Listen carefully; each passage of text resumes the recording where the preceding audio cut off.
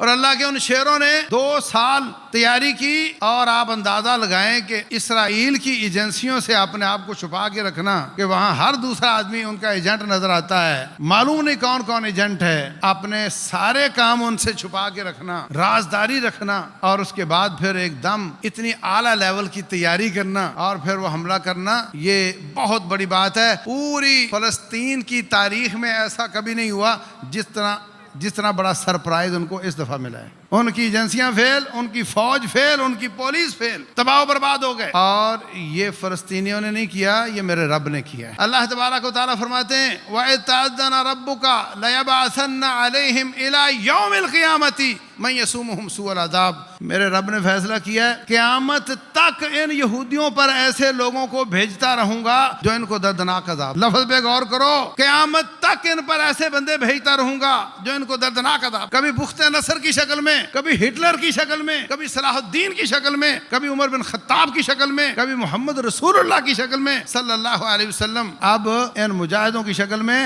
اور جو صورتحال بن رہی ہے، کچھ دنیا ان کے ساتھ مل رہی ہے، کچھ ان کے ساتھ، لگ رہا ہے کہ یہ کام بڑھے گا، اور اپنی خاطر جمع رکھو، اللہ تبارک و تعالیٰ ہو سکتا ہے آپ کو بھی ایسا موقع عطا فرمائے۔ کیا کر سکتے ہو اس کے لیے؟ کم از کم دعائیں کرو، نمازوں میں قنوت نازلہ پڑھو، واک شروع کر دو، جم جانا شروع کر دو، یہ کام تو پاسبل ہے نا۔ اپنے آپ کو تولو کہ اگر مجھے حکمران کہتا ہے نکلو تو کیا میں نکل سکتا ہوں؟ میرا سانس تو نہیں پھولتا؟ اپنے آپ کو تیار کرو ایسی قوم کے لیے جن کا بچہ عسکری تربیت لیتا ہے، جن کی عورتیں بھی عسکری تربیت لیتی ہیں، جھوٹ بولتا ہے کہ عوام کو مارا ہے فلسطینیوں نے، ان کے ہاں عوام کا تصور ہی نہیں ہے، ان کی عوام بھی فوجی ہے، ان کا فوجی بھی فوجی۔ ہر شخص، کوئی ایک اسرائیلی ایسا نہیں ہوگا جس نے 2-3 سال کی عسکری تربیت نہ لی ہو اور 1.5 سال عسکریت میں گزارا نہ ہو۔ اس قوم کے لیے تیار ہونا ہے آپ کو۔ اور رب ذوالجلال جس طرح پہلے قادر مطلق تھا، آج بھی ہے، اور یہ رب ہے، وہ کروایا کرتا ہے اس طرح کے کام، اور جب چاہے وہ ماحول بنا سکتا ہے، مشکل کام نہیں ہے اس کے لیے، آپ اس کو دور نہ سمجھو۔